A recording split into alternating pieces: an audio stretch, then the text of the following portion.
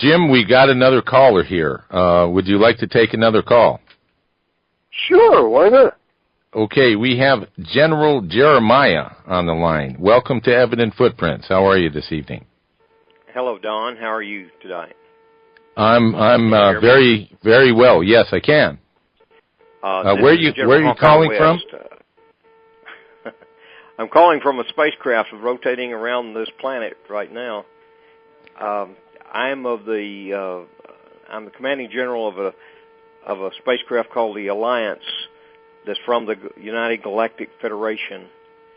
We are monitoring your planet, and this is not a joke. Some of your listeners will probably think it's a joke, but just want to let you know that we have been listening to your show quite often, and we enjoy what we hear. I wanted to tell Jim that he has been registered as one of the scientists that we're going to contact in the near future about some projects. Now, this is not a spoof, right? This is not a spoof, no. This is for real. Jim, your response to what you've heard so far? Well, I'm flattered and very excited. Of course, it's difficult to accept. I don't often participate in phone calls from outer space, but I'm glad you called in. Thank you. Well, we have been meaning to contact you in the past, but things are getting to the point now that we feel the time is right for this continent and this planet to know that there are entities from other planets watching what's going on here and monitoring the progress of this nation, and not this nation only, but all the nations of the planet. But we have listened to your conversations with Don over the past year or so, and realize that you are a scientist worthy of attention, and we would like to honor you as such, and hopefully that we'll make contact in the very near future and pull you into some of the projects that we have going on. Well, I would certainly love to participate, and I'm grateful for you singling me out for whatever reason you did so. But is it okay to ask you a question? Sure, go ahead. I've always pondered this issue. Of course, I don't know exactly what I base it on, except perhaps the common sense associated with normal evolution. But is there such a thing as the prime directive of not interfering with the development of another planet? And if there is, then do you interpret your intervention as being a violation of that prime directive? Well, the way we see it, yes, there is a prime directive. I will answer that question. Jim, we are made up of, the Alliance is made up of several people from many different planets. We have 26,000 people aboard the Spacecraft Alliance. We are in orbit in your solar system.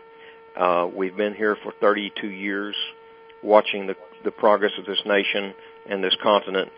But we do not interfere in the affairs of mankind. We do assist on occasions in some situations, but we are not an interfering agency. We are made up of, our Federation is made up of 574 planets throughout this galaxy, from this galaxy, that have become religiously involved with each other. We have the same goals, the same outlook on things, and basically our alliance was started many centuries ago by people that had experience with Jesus, the person you call Jesus, visiting your planet and our planets too. Many of us of these planets accepted him as our Savior and our Lord, and we have formed an alliance around that aspect. We are a non-warring federation. We do not have wars among each other, among our continents or our planets, and we have developed a very wonderful, wonderful relationship with these 574 planets. We are gradually adding other planets to it. Earth is supposedly one of those planets that we have picked out, but unfortunately I don't think you're quite ready for it at this time. Well, that would have been my next question anyway, General. What changes or what do we have to do in order to become worthy of entering that federation? Basically, we look for continents on a planet that are willing to give up the warmongering spirit and lay down their atomic weapons to live in peaceful alliance with not only the other nations of this planet, but also other planets that are willing to cooperate. I know you know, and Don knows that there are thousands of other planets that are monitoring the situation on this globe at the present time. But we are just one faction of those. There seems to be almost a mass invasion now at this present time of thousands and thousands of spacecraft from other parts of the galaxy that are coming here to observe what is taking place. We hope that there will be no conflicts and hope this will be a peaceful type situation, but that remains to be seen. I'd like to ask a question. You say you've been listening to the show for about a year. Actually, I've been on BBS radio since November of 2007, but on the air totally. Next month will be 2 years. This show. Yes. What is your general opinion of the information that you hear on this show? Obviously, you know that we're doing our best to bring the truth to light and tell people what's really going on. Don, you're the only way I know how to say it is you're so on track. It's almost to the point of being unbelievable. Our intelligence network is probably the greatest in this galaxy. We monitor situations on this planet and every nation. We know what's happening inside governments and also inside private organizations. And you have opened the doors to many of these things by just your research and your knowledge. We have saluted you and said many times that we would like for you to be part of our intelligence network because it seems like you have a very good knack of finding these things. And our people, our technology and our people are so astute at this, it's unbelievable, but you fall right into that category. Well, I'm honored to hear that. I guess, so you're saying we're following the right path and to the best of our ability. Obviously, we don't have the assets to go as deep into some of these things as we could, but, it costs a lot of money to do certain types of investigation, and we use our discernment. I know this about Jim as well. Equally, we honor the gifts of the Spirit to make up for the lack of funding and all of this support. I guess do you see this show continuing along this path and trailblazing in a sense? Don, if you go any other direction, you've missed the boat. You're going in the right direction. This is the way. The things that you discover and bring up on this radio program are almost unbelievable to even some of our most astute scientists that we have listening and researching and looking into matters with probably the most sophisticated technology that could be imagined. You have uncovered things that sometimes our scientists even have trouble finding, and I laud you for that. You are on the right track. Please keep it up. Keep up what you're doing and don't stop.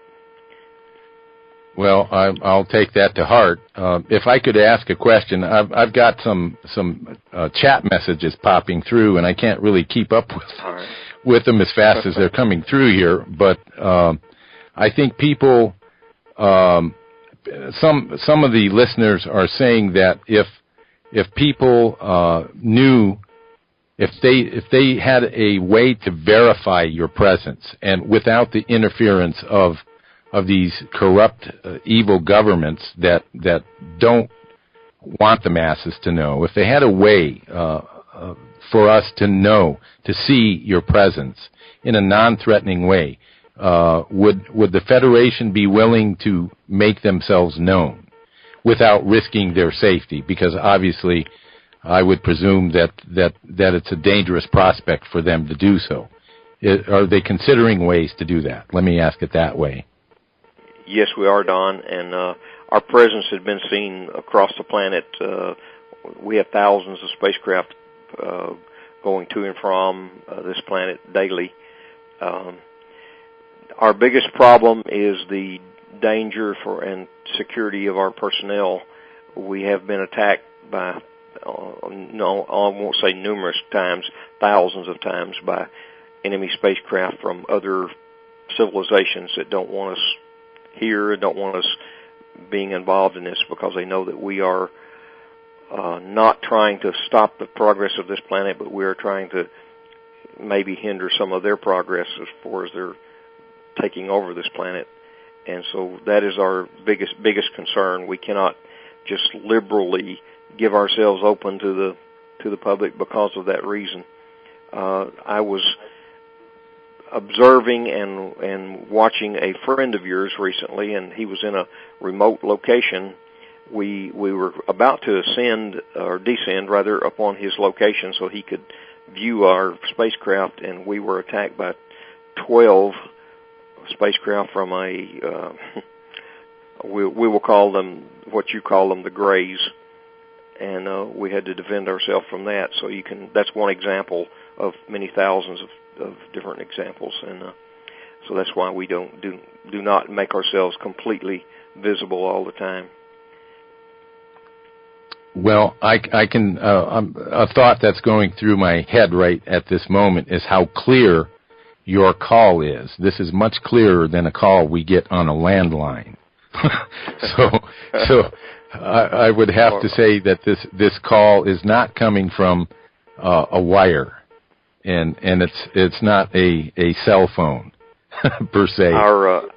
Our communication devices are so sophisticated I cannot describe them to you, but we do hit a transmitter from in one location around the country, wherever we are at that time, and I think we're broadcasting over Texas right now. If I can ask a technical question, and this is in reference to, I do what I can do. The network at BBS Radio does what they can do to guesstimate or estimate the number of listeners that we have around the world, and I get messages from people all over the world. I know that they're listening, and there was a time when I could track my listening audience and see where the majority of people were listening. At one point on one of the Alexis services, there was a reference to 10% of my listening audience and visitors to my website were from Paraguay, which I found extremely interesting. And this was just after I released the information about the secret compound that the Bushes had bought, the 98,840 acre spread in eastern Paraguay over the world's largest, or one of the world's largest aquifers. And it was shortly after that, but it seems like it's very difficult for me to pull accurate numbers. Are you able to track or approximate the listening audience to this show around the world? Yes, we are. I haven't looked at the numbers tonight, but on occasions we've seen that you had as high as 20 million listeners at one time. I don't know if that's the case at this present time, but you are tracking a very large audience. Well, after the word gets out, not only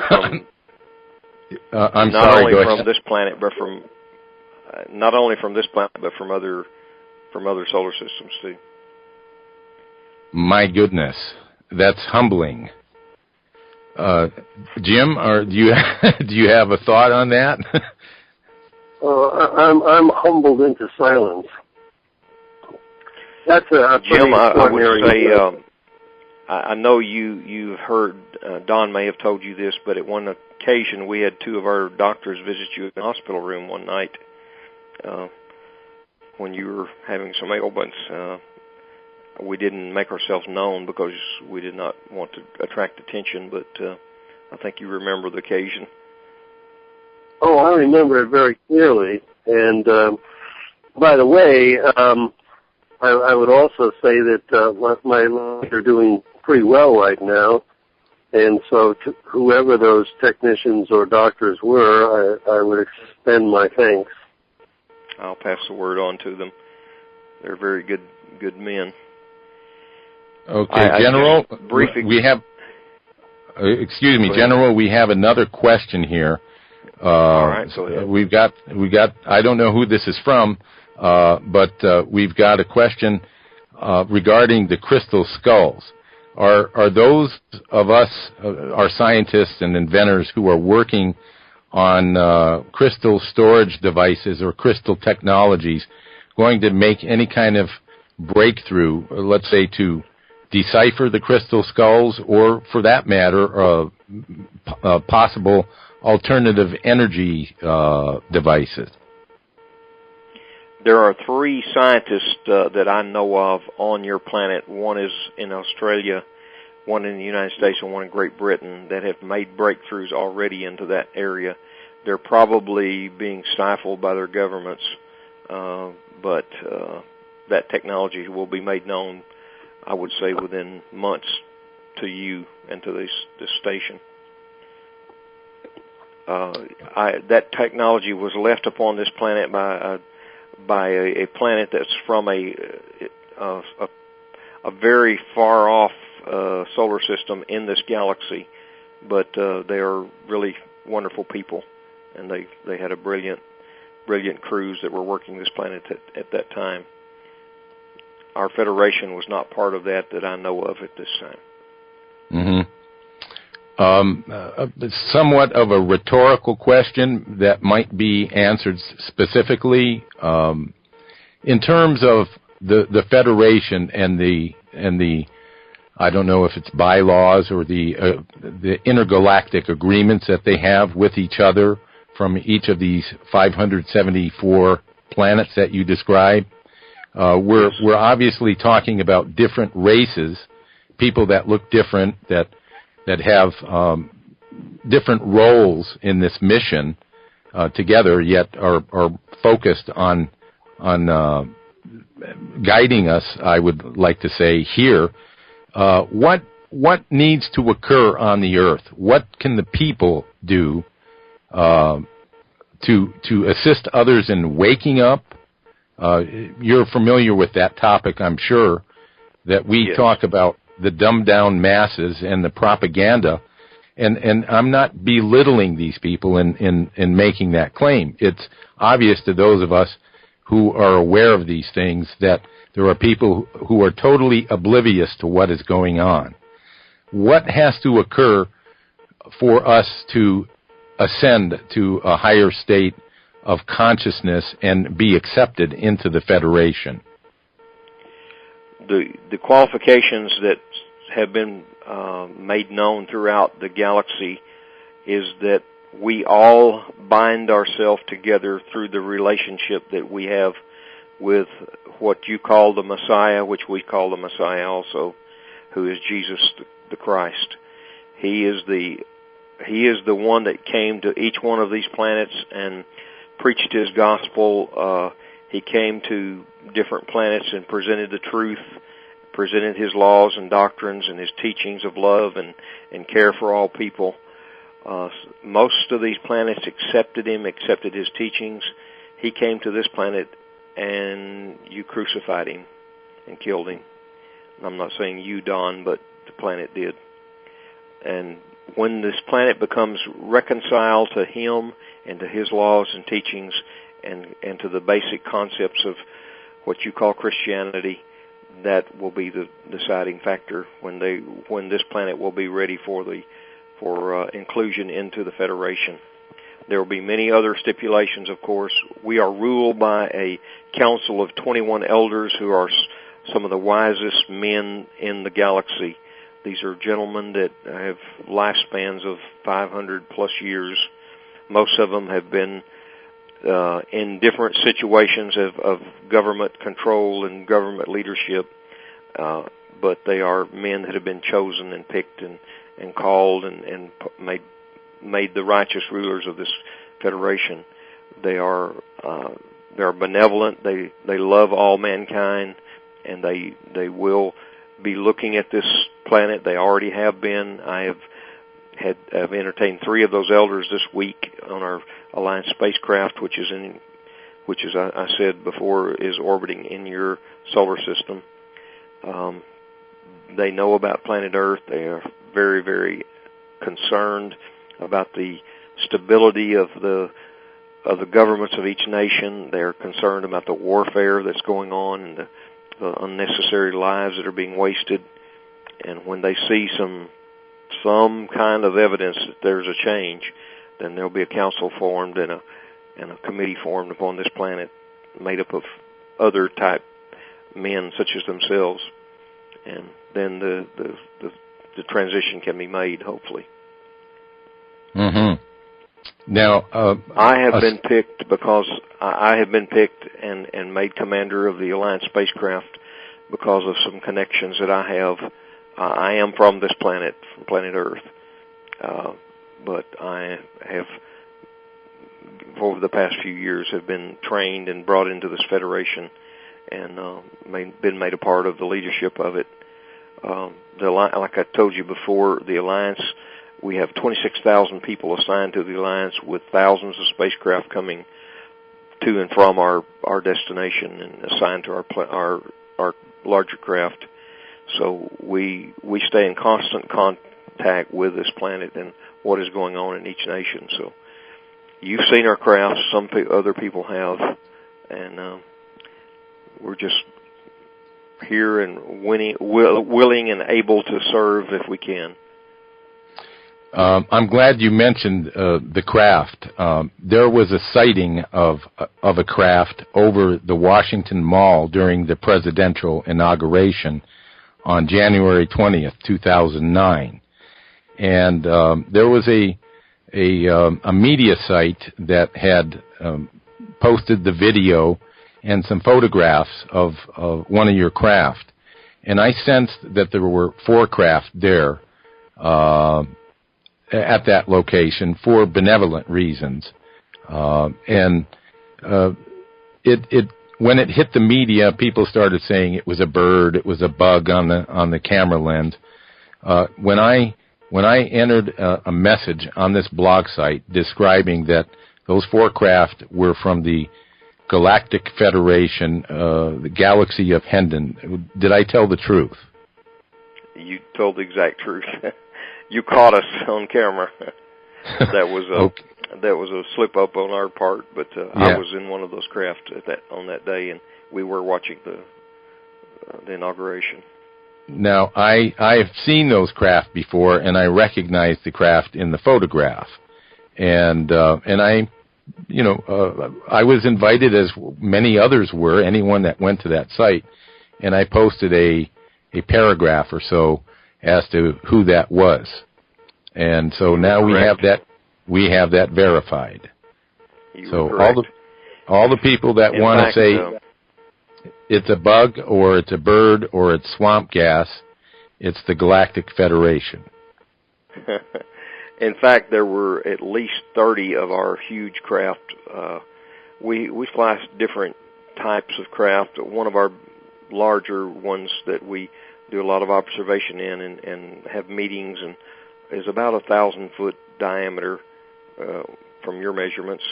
Then we have several craft that are 100-foot diameter, 60-foot diameter. Thereabouts, those different type designs and all, because we come from several different planets. But I want to mention one thing, Don. We are all human. Everybody involved in the Federation, all the 574 planets, if you went to either one, you would think you were on planet Earth because of the resemblance. A little bit of difference in skin color, eye shape maybe, but we're all basically humans. Yeah, I wouldn't have any reason to doubt that. I'm sure a lot of the stories we hear about other species may be accurate, but they're stressed and focused upon for the purpose of creating fear. Those are the monsters that we see in movies, for example. And the people have to wake up to the fact that there are trillions of planets and trillions of stars in our vicinity. We're in no way talking about the entirety of the universe. I've heard it referred to in metaphysical writings that there are 7 grand universes. It's incomprehensible how large God's creation is, and how tiny we are, how important we are, and yet we are mere specks, smaller than bacteria. I won't comment on the extent of God's creation. There is no way to describe it. We, as the members of this federation, have the capability to travel outside of our galaxy, but we have found that when we do, we encounter races that are hostile. So we have limited most of our travel inside the galaxy. There are so many planets within this galaxy that you would never, ever be able to explore all of them in a million years. So that's how big this galaxy is. And there is life on many millions of those planets. Can many of us expect to see this in a grander sense in terms of experience? And I mean, not just witnessing crafts in the sky, but interacting with the Federation within our lifetime. That's what our plans are. Hopefully within this physical year, there will be some contacts made, and you and Jim are at the top of my list. But well, that's already occurred on the show tonight. And I would not have made myself known if that had not been the case. But I would say this is the first time this has occurred on any radio show, whether it be AM, FM, shortwave, or Internet. I would guess that's probably true. I'll tell you a short story, and I know your time is limited, but I had there's a race of people that you call Reptilians. They are very bizarre-looking people. They have been hostile to most of our Federation, but we have tried to become at least be able to communicate with them and talk with them on occasions. I recently informed my staff that I would like to meet one of these people and interview him or her, and then begin to develop some kind of an understanding of what their thinking is, because we know, you know, and I know that this planet has been invaded by them for centuries. We had an occasion where we stumbled upon a craft out in the desert of New Mexico, in the wilderness of New Mexico. Apparently he had some mechanical problems, and he had landed his craft and was waiting for assistance. Unfortunately, our craft came along at the appropriate time, and we did capture this individual. We did not harm him. He was a high-ranking general in his military, too. I went to rendezvous at a certain time to talk to this person, and we had 5 of our elders there with me. And he informed us that there are people on this galaxy and in this planet, in this galaxy, that want to cooperate with them, yet they have found it necessary to begin to take over governments of nations. And so he was very helpful in what he told us. He was a very, very astute, intelligent individual, spoke fluent English, was dressed, he looked like he was about 7 feet tall, and dressed very elegantly in a battle garment, I would say. And he began to tell us about the prophetic realm. He knew as much about religion and prophecy probably as any individual on this planet that I knew about. And he began to tell us about the prophets that even in their culture that had prophesied of the time when this planet would be brought to a knowledge of Jesus Christ as Lord and Savior. And he said, we fear that because we don't believe that. We don't want that to happen. But he said that is probably going to happen maybe within the next 30 years. So I hope he was right. But yeah, we released him. We kept him for 3 days, and then we took him back to his spacecraft and contacted his people and turned him back over to them. Did he leave a calling card that we could invite him onto this show for an interview? Unfortunately, he did not. Well, his if name you change it, was hard to. His name is hard for me to pronounce, and I speak many languages of the Federation. But Gelkatre was the best I remember. General Gelkatre. Okay. Well, if he's listening to the show, that invitation's open. He might take you up on it. Okay, Jim, do you have a question? I'm sure you probably have a million of them, but before we wrap...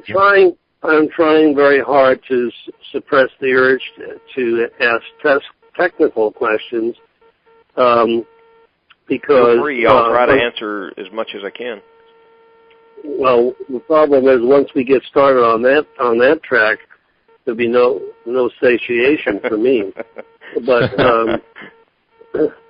I think that the things that we've been concentrating on probably take precedence, and we are very interested, Don and me, in getting the word out that humanity has to take the reins and be responsible for its own destiny if we don't want to succumb to the agendas of these individuals who want to rule the planet. And that's where we've had the focus for the last, I don't know, Don, what would you say, 6 months in the at least, shows yes. that we've been we've been talking about, because primarily my interests all evolve around the work of Nikola Tesla and other people of that character, and my personal interests involve alternative energy sources and proper utilization of power and things of that sort, which I'm sure you're aware of. But even though those are my passions, I've tried to put most of that aside for the sake of being more expedient in somehow lending a hand to the expansion of consciousness, which we think is an essential ingredient in accelerating the evolution of people to the point where they will realize the kind of power that they really have and be able to assist those of us on this planet who want change. And so that's where we've been concentrating. That's very good. That's the right place, Jim. With the human mind is so unlimited. We as humans sometimes use a very small percentage of what capability we have. So the expansion of our mind and consciousness is the formula that we find is necessary to begin to delve into realms that are laid in before us in the scientific world, but have not been able to be explored because we limited ourselves to the laws that we thought were the appropriate laws, but there are laws that are beyond that even. I would give you a few examples, but it would be hard to break them down into technology that I can describe in the English language, at least. Our spacecraft. Let me say this, and I'll give you a vague description. Our spacecraft travel through space with antimatter generators and anti-gravity devices, of course, when we're close to the planet, but antimatter generators are basically the central focus of our propulsion systems. And we probably have the most sophisticated and the most advanced anywhere in the galaxy, of all the planets in the galaxy. But we'll let you look at one very soon. You'll understand what I'm saying then. Well, it would be great if we certainly be an experience. Yes, it would be great if we could take a photograph or something to, have a memento to show people as well. We will probably allow that. If it can be done where you're not compromising your safety. We, as well as anyone else on the planet, are aware of the dangers of being here. Yes. So we can sympathize with your concerns in that respect. You must know that the hearts of the majority of the people are not in the same place as those that rule the planet, nor those that rule the governments. There may be some exceptions, but in general terms, what is going on in this world is leading this planet to destruction and leading this race of people called humans in this locale, in the three-dimensional construct, to its destruction. And it seems that those that are desperately hanging on to power are willing to do anything to hold on to that power, even destroy it, bring everything down with it. And so, we're going to continue on this show. Just if you can convey this to the people in the Federation, that our intent is to bring our consciousness to a full awareness of who we really are, our purpose for being alive here at this time, in this location, and an understanding of the gifts that the Creator gave us. And to bring those to a state of consciousness and full awakening. And with that will come the understanding of the insanity of war and murder and all the evil things that occur on this planet. And once we come to that collective understanding, and I think it only takes 5% of the planet to actually cause that shift to take place, then we will be ready to meet our brothers and sisters in space. Definitely. And we're drawing very close to that time now. I know that you know that this nation and other nations have black operations projects that are so far advanced that the most average humans would not even believe that they were there. And I think you have been, I've heard you mention it before, Don. There are civilizations, there are colonies on Mars already. There are many, many, many projects going on the moon right now, also on Saturn. And I won't say much more because I don't want to get all of your government people mad at me. But we're being monitored, I'm sure, by all of the agencies. But if you could only see the the amount of people that are already living on planet Mars from this planet, it's unbelievable. Well, I have. That's my problem. I have, and I risk. I know I risk the derision that comes about when one states something so far out in left field, so to speak, so diverse from the norm, and yet there are others who know this as well. So I'm not alone in that area, and I've stated it as such. I may not know everything, but I know a lot of things, and I give the glory and the credit to the God that I serve, and that's where I stand. I have to trust that God's word is true, and I don't mean God's watered down or filtered milquetoast version of the truth. Or the propagandized, politicized version. I am in direct communication with the Creator.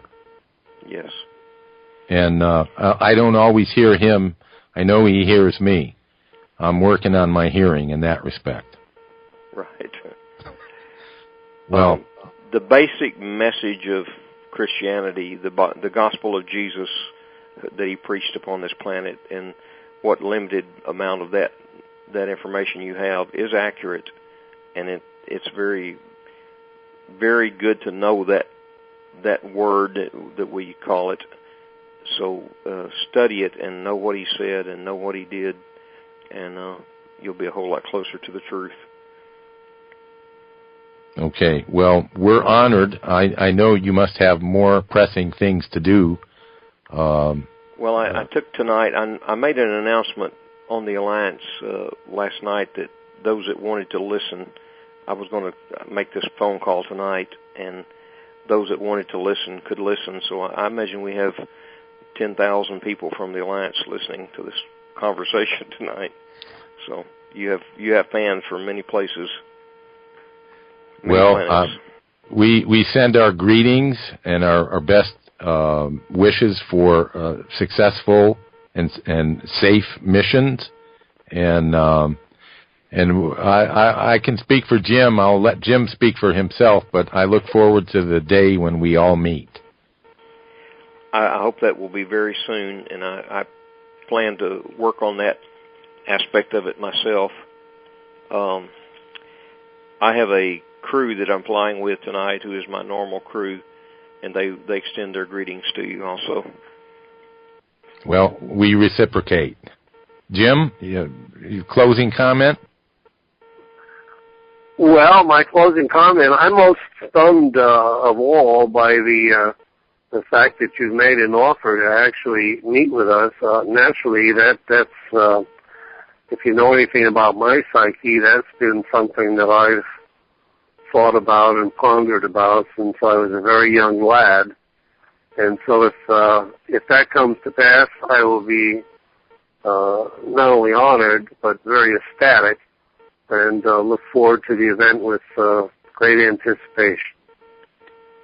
So do I, and the people I will bring with me will be such remarkable people, technology-wise, that you'll be definitely blessed by just being in their presence.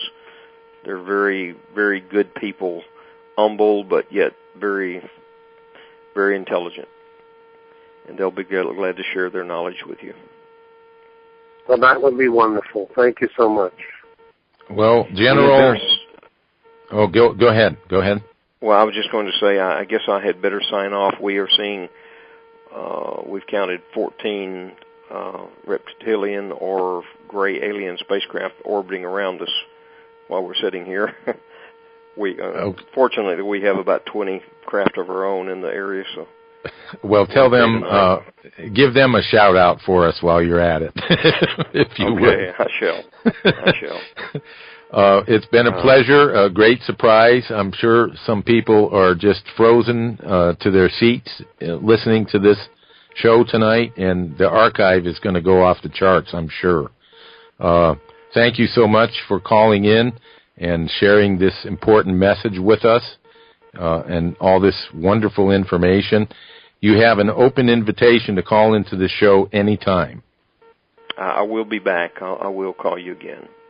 Okay. Well, God bless you. Thank you so much, Nan, for the time. All the people in the Federation.